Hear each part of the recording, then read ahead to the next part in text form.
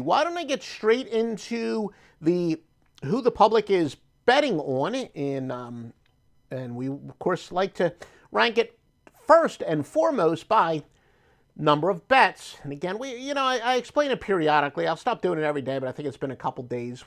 Contrarian bettors generally want to know the number of bets because if you're a contrarian bettor, yeah, the guy who's betting $10 on a 14 parlay, that's actually more valuable information than somebody who's betting $10,000, a sharp who's betting $10,000 on a game. So here we go. Based on the percentage of tickets, Oklahoma Thunder, 67% of bets. Chicago, 66% of bets, the usual road favorite there. And Brooklyn was 66%. Now, based on money, the actual money made, so therefore, yeah, a $10,000 bet would cancel out a bunch of $5 bets, to say the least. Utah, 92% of the money. New Orleans, 85% of the money on them. And it's interesting because 55% of the tickets are on Indiana. So a lot of people would say when the money goes against the tickets, go with the money. Therefore, according to a lot of people, New Orleans would be the sharp play there. Chicago, 76% of the money. Let's look at those same numbers in college basketball. Again, based on the percentage of tickets. As usual, an added game, a non-rotation game. North Alabama, 91% of bets. I've actually been to UNA. My alma mater played them in basketball, Division II basketball, many years ago. Texas State, 77% of bets.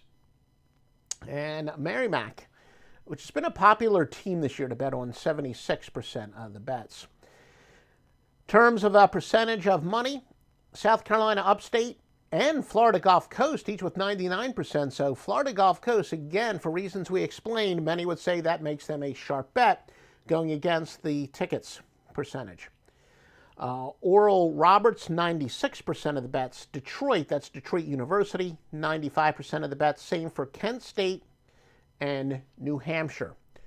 All right, we're going to have free picks coming up in a moment, a lot more. If you're not making a fortune betting this year, don't come bitching to me because literally it's the greatest cumulative run. Again, the late info won again last night. Fairleigh Dickinson, they were getting what, like 4.5, and they won by 11 or something like that. Master Lock Line is literally having the greatest sports season ever in college basketball. Stevie Vincent, the greatest NBA run ever assembled. Joe Duffy's picks, year in, year out. Your consent, I'm the guy you want to bet with every year, every sport. All at offshoreinsiders.com. Big portfolio, big sale on the Master Lock Line for tonight. These are the top teams to bet on this year, and thank you for Georgia Power. I think there was a way, they keep updating this software. Usually able to put the comments on the board for you to see. Let's see, how do I do this? I haven't done this in a while because I used to, when I used to do a regularly scheduled live one, we used to take comments and we were able to put them up. Well, whatever, doesn't matter. But yeah, thanks for the kind words, Georgia Power. We love our home state. The top over-under teams in college basketball. This will be based on margin of cover and at least 8 line games. Long Beach State has gone over 6-2-1 by an average of 11.4 points per game. Wyoming over 11-6-1 by an average of 9.4. Southern Utah over 8-3 by an average of 9.1. Georgia Tech over 7-5-2 by an average of 8.7 points per game. South Alabama over 9-4 by an average of 8.2. Eastern Michigan over 7-2 by an average of 8.2 as well.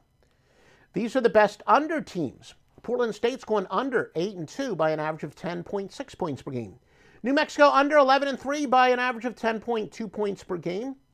Cal Poly under 9-4 by an average of 10 points per game. Maine under 7-2 by an average of 9.9. Middle Tennessee State under 10-3 by an average of 9.7. Mississippi under 15-2 by an average of 8.8. Fordham under 7-10 by an average of 8.5. Idaho State under 8-2 by an average of 8.5. Hartford under 13-4 by an average of 7 points per game. So definitely some teams that are really establishing themselves as big over teams, big under teams. Biggest line moves of the day. USA, South Alabama opened up as a 2-point underdog. They're actually a 1-point favorite to Coastal Carolina. Troy opened up as a 2-point favorite to Georgia Southern. They are now getting a point. Seems like somebody, I hear them in the background calling me. This better be an important phone call, though.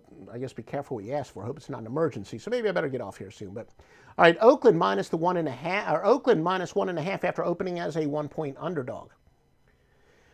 NBA, Indiana opened up as a 4-point favorite. They are now a 1-point favorite. Minnesota opened up as a 2.5-point favorite in the NBA to Oklahoma City. That's down to a pick. Phoenix opened up as 9.5. They're down the 7.5-point favorite. All right, let me get to your free pick, and I better go see who the hell keeps calling me.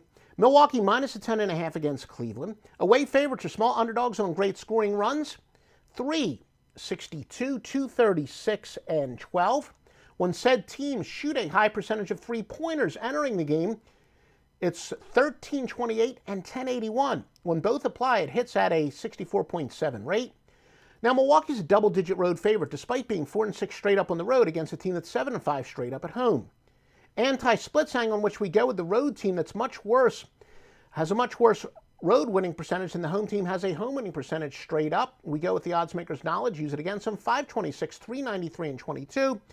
So again, your free winner for today, Milwaukee minus the 10.5 against Cleveland.